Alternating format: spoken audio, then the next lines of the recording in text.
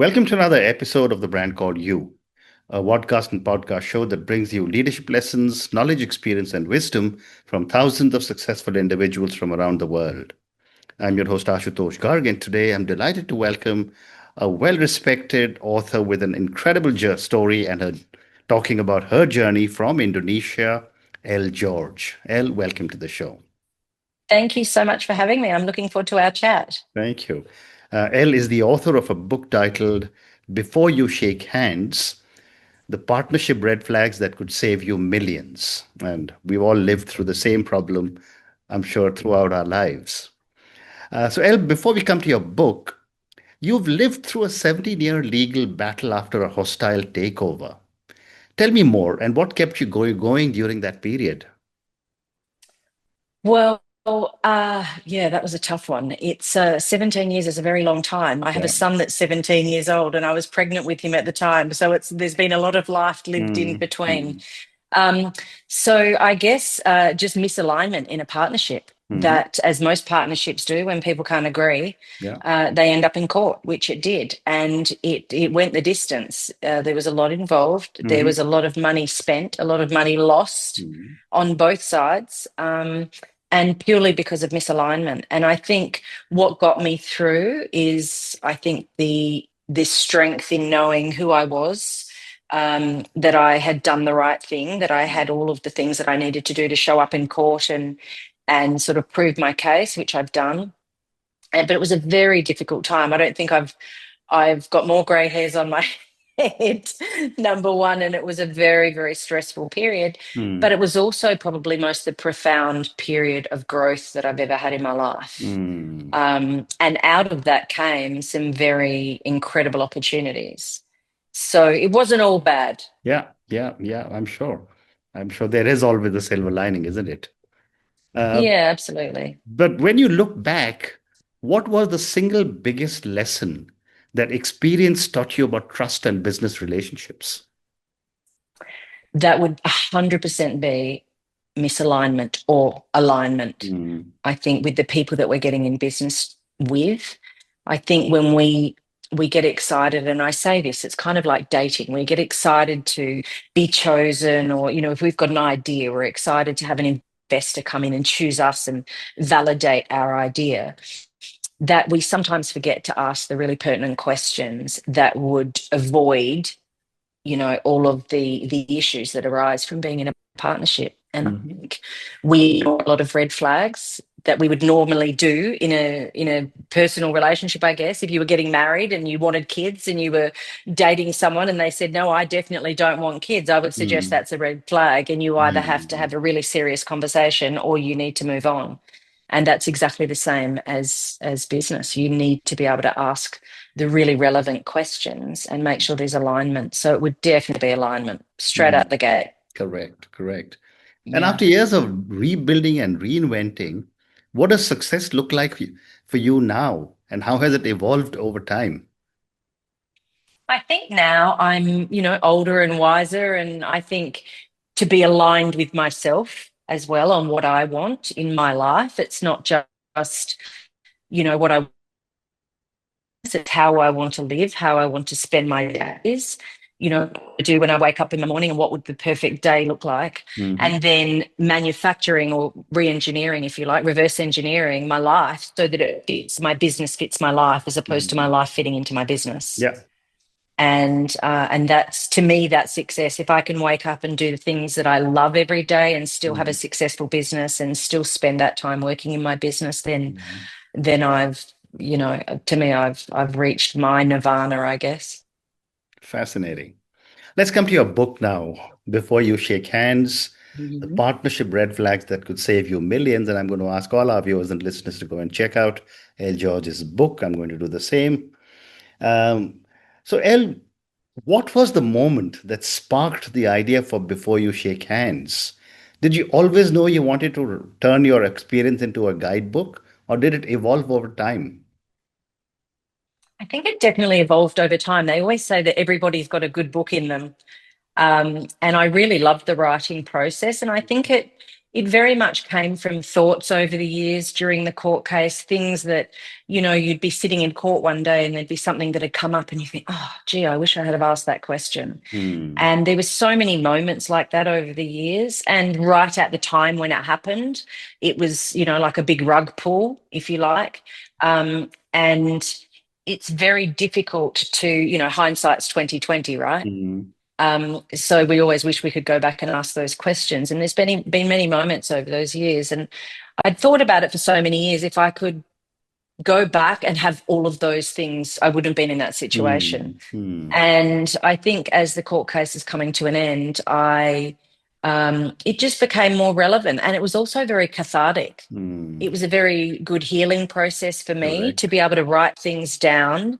And even though I take on businesses or partnerships now in businesses, I still have partnerships with suppliers. I have partnerships with staff. I have, with colleagues and things. So I really use a lot of the questions that I've put in the book, not just for partnerships of a financial nature, but using the things that I put in the book to be able to use in other areas of my business to make sure, from a communication perspective, and make sure we're aligned. People just don't get up every day to live my dream for me. Hmm. Hmm. So, you need to make sure you're aligned in those areas of your life too. Hmm. So, yeah, I think that was the reason for Yep. writing it. I just kind of looked back and I thought if I could have one thing with a big bow on it from this crazy chapter, that could come out of this, that would be it. If it could Hmm. save one person a gazillion dollars walking in or out of court, Correct.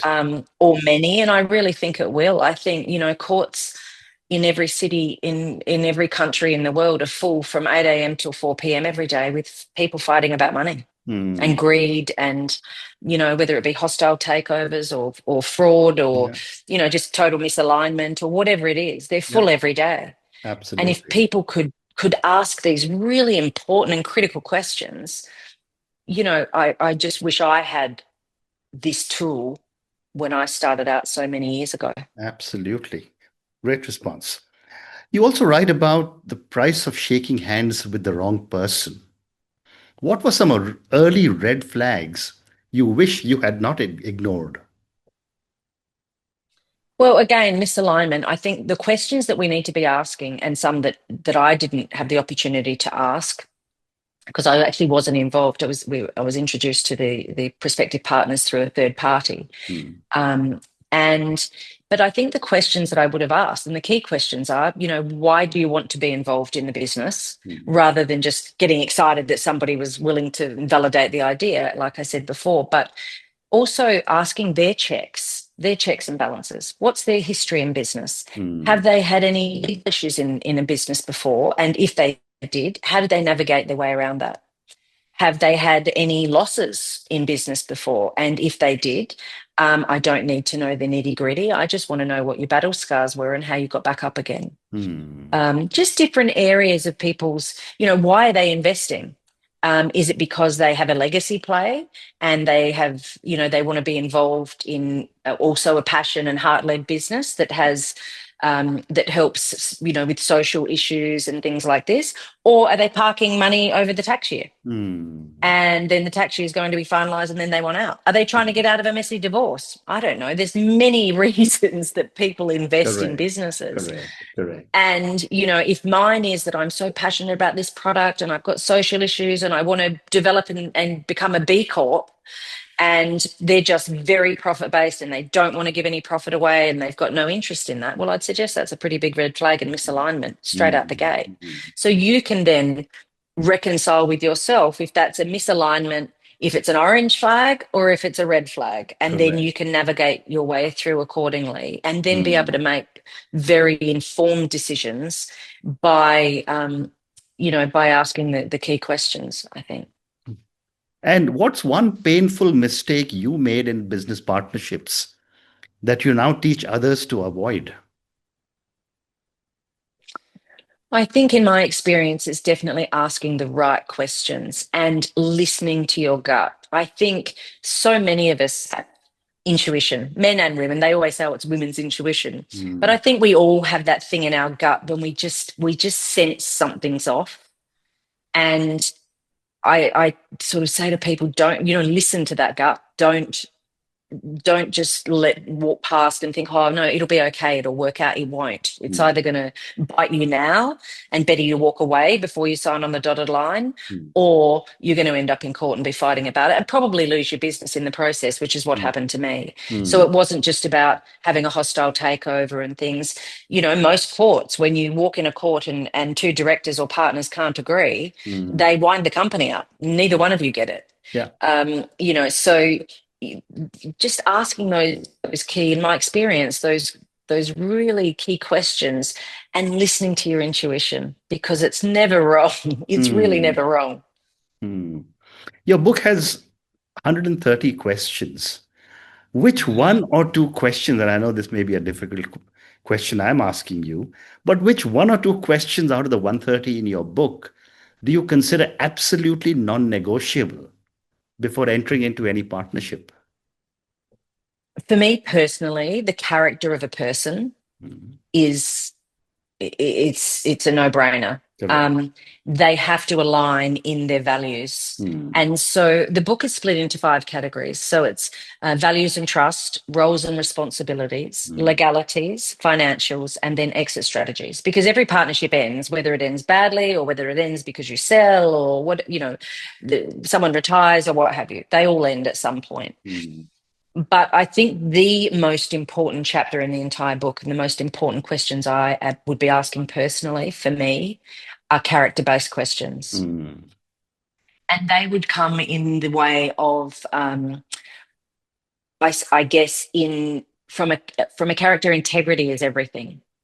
So asking if people have been in a partnership before, mm, and do they have any references mm. for partners that they've been involved with before? Because Yeah. if you were going to give someone a job in your company and you were going to employ a senior financial accountant, for example, I'm assuming that 99% of people are not going to give that person a job unless they've rung a previous employer, done Mm, their checks and balances, and said, okay, this is my correct candidate.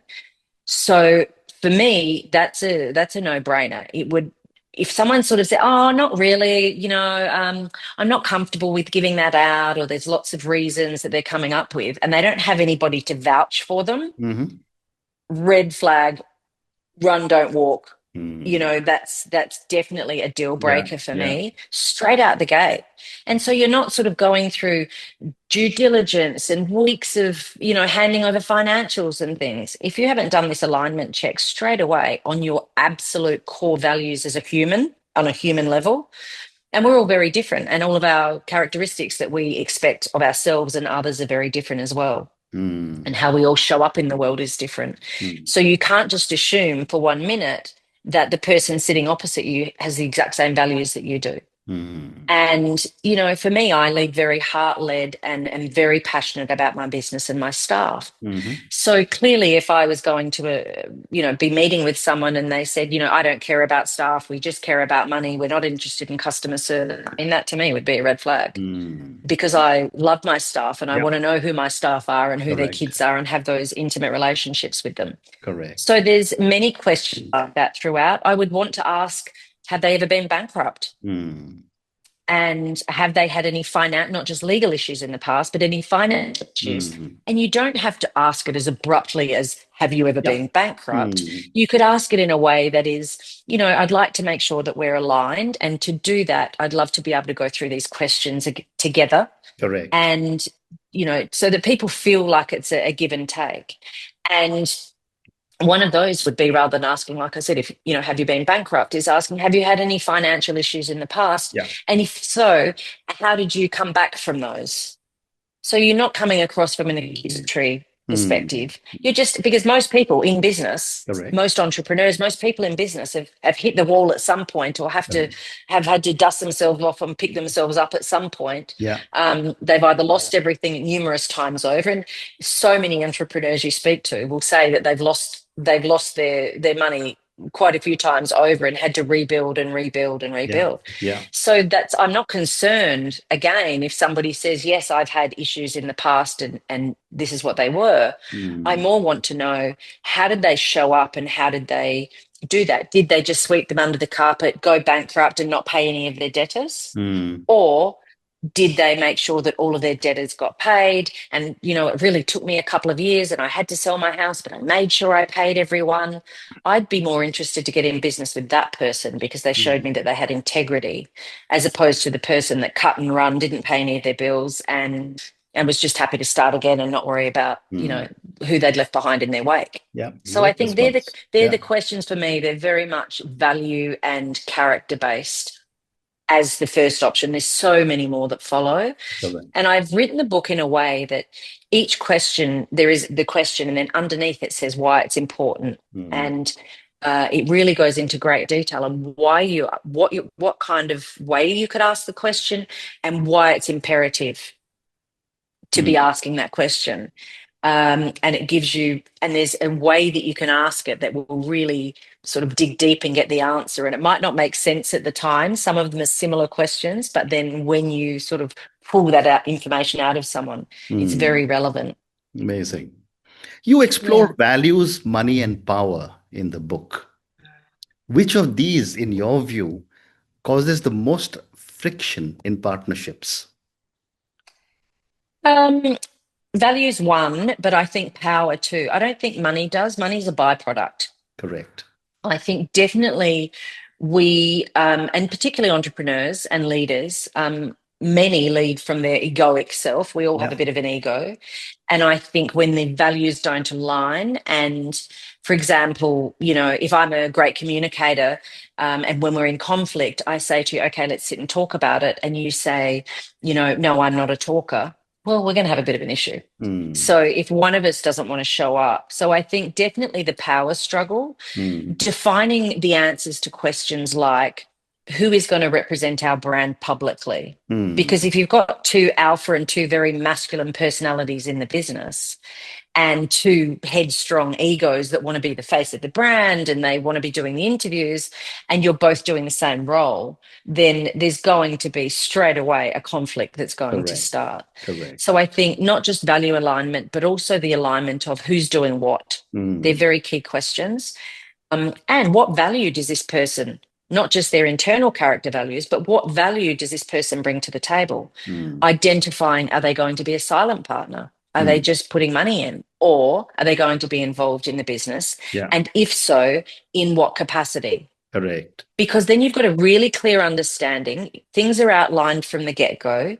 You have job descriptions. You can go through and put KPIs in, just like you're both working in the business. Mm. What are you accountable for? What am I accountable for? And where is our sort of our blurred line where we do things together? And Mm. I think that's really key to get those things defined from the outset to avoid Mm. any power struggles moving forward. Mm. And then also have things in place that for conflict. How do we navigate our way through conflict? Mm. So, and asking, because how we, as humans, how we have, I don't know if you understand attachment styles, but how we've been through our childhood traumas and how we Correct. communicate in our daily life at home with our Mm. children, with our husbands and wives, is Mm. also how we show up in business. Sure. So you don't get to be a different person at home and then bring this completely different person to work. You Yeah. bring that same person to work. Mm. So, if you're used to being confronted at home and it's quite a negative environment, chances are if somebody questions you in a business environment, you're going to go on the attack. Mm. And so understanding those things and understanding someone's personality style as well, I think is very important. And Mm. but it would definitely be power is where most of the, like I said, money's just a byproduct that gets us there. But the power struggle and the ego that comes in is definitely what pulls businesses apart. Well said. Elle, you teach entrepreneurs to spot misalignment before it becomes a conflict. Tell me a little bit more about what goes into identifying or spotting a misalignment. Yeah, sure. I think when we're considering a partnership, I think it's very key that we ask the pertinent questions that align to us as humans on how we sort of show up in the world. I think, and that also depends on whether you're already in the partnership and things have started to go a little bit toxic, and that's a very slippery slope. And I think as I've said before, it's very hard to put the toothpaste back in the tube once you've gone down that path and things are, sliding fast on being Mm. able to stop and try and bridge the gap back in Mm. in communication. But I think communication is very key in everything, Hmm. right from the get-go. And if you're speaking to your prospective partner before you go into business and you make those guidelines and the rules that you're going to play by, and how you communicate, how you agree who's doing what, how you agree to, is it weekly meetings? Is it a monthly meeting and, daily check-ins or weekly check-ins? And do you communicate via WhatsApp? Is it through a third-party app? Is it through Google Drive? Whatever it is, Hmm. identifying what those communication styles are so you can Hmm. make sure that you're aligned across the board, because the power struggles and the misalignments generally occur when our communication's not aligned. Hmm. And if one of you is used to shutting down and not communicating at home, for example, that would then come across into from your personal life into your business life. Hmm. So if I'm asking a question, which is just a question, that may come across to you as an attack, Hmm. and then you're going to react accordingly. And Hmm. then things are going south very quickly. And I Correct. might think, wow, because I don't have that in my life. So I have Correct. very calm communication. So Hmm. understanding how people also what their personality styles are, and just discussing as well, how do you like to be communicated with? Hmm. And identifying that. And I think people really appreciate that when we can have those conversations with each other right at the start, because it's exactly the same as going into a marriage. There Hmm. is no different. You're just Sure. going into a business marriage. Sure. So if you were going to meet someone and you're dating, you're going to get engaged, you're going to get married, you're going to have those conversations. Hmm. Where do we send our kids to school? How many kids do we want? What happens when we have a fight? How do Yeah. we pay for things? How do we save for things? All of these things should be things that you discuss in business Correct.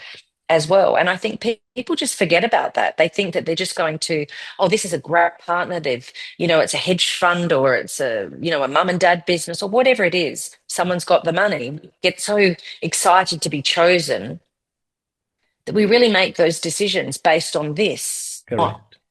Correct. it's so key in every business, right from the start. Hmm. Amazing. I'll have time for two more questions. What internal Sure. work did it take to move for you from bitterness to wisdom? What does peace over profit mean to you in practical terms? That's a doozy. I think when things first happen to us and there's such a conflict in business when that first happens, your instinct is to fight. Hmm. You come out of the gate and you're on the attack. And I think it achieves nothing. And there's what's that old saying, when you drink from a poisonous cup and expect the other person to die. Hmm. You have all these horrible thoughts on what you're going to do to this person, and how you could win, as opposed to actually coming from within and saying, well, what part did I play? And most people don't want to have that conversation with themselves. They Hmm. don't want to say or accept that any of it was their fault. And they always say in any disagreement, there's two sides to the story, and the truth always lies somewhere in the middle. Hmm.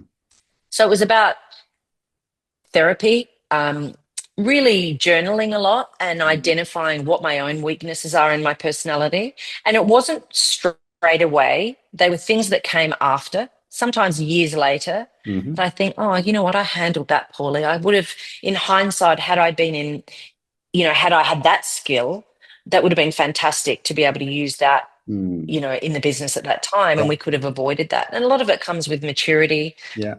But just like anything in our life, when you have trauma or PTSD or any of those things, to go through the healing process like you do in a relationship, you're doing it because you're in a relationship with yourself. And we want to be able to pick ourselves up and move forward.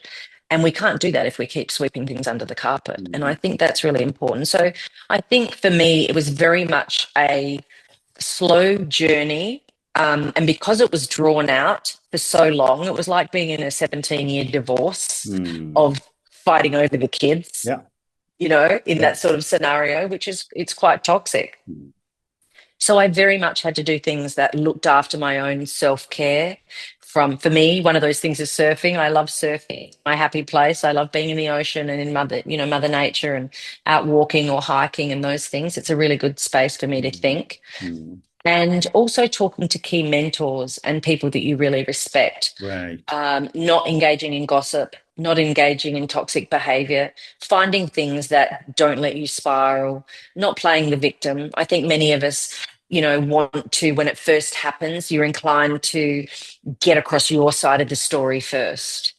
Whereas, who was right and who was Mm, wrong. And I mm, think if we can internally reflect on what our part was and what part we played in the mm, breakup, if you mm, like, the relationship breakup, um, that's a tough conversation you have to have with yourself sometimes. And what part did mm. I play? Yeah, yeah. And when you can do that honestly and navigate through and ask yourself the right questions, speak to your mentors, speak to your friends, and ask the people not to tell you what you want to hear, but to tell you the things you need to hear for Mm, growth, yeah. then I think you've got the winning formula. Because Mm, so many people in life, I guess, promise the world and deliver an atlas in the way that they do business, in the way they show up for their friends and family, and mm, also for the way that they show up for themselves. And I think as people now, and certainly in our generation now, we have so much opportunities online and for free things to follow and find out, whether it's YouTube or yeah. doing a course or what have you, to heal from these Mm, things and finding ways. But definitely things for me was a lot of self-reflection and definitely self-awareness. And mm, I think that's something we all skip these days. A lot of people just are not self-aware in how they show up. And, being able to look at yourself in the mirror and say, hey, what did I do? What part mm, did I play? I think is really mm, important. mm. Well said. And on that note, Elle, I just want to say what an amazing conversation this has been. Thank you for speaking to me about your own incredible journey. Thank you for having me. Clearly, so much you've learned through a nasty experience. As you were talking, I was Yeah. thinking about my own journey, and I've had a similar kind of experience when I had problems with my private equity investor many, many years ago. And I've just come out of my legal cases. So someday, maybe you and I should have another conversation sharing notes. But I think your pointers have been amazing. I think my viewers and listeners will get some amazing thoughts, some incredible amounts of detail that we don't even think about when you're getting into a business relationship. Thank you for speaking to me and good luck. Thank you so much. Thank you for listening to the Brand Called You videocast and podcast, a platform that brings you knowledge, experience, and wisdom of hundreds of successful individuals from around the world. Do visit our website www.tbcy.in to watch and listen to the stories of many more individuals. You can also follow us on YouTube, Facebook, Instagram, and Twitter. Just search for the Brand Called You.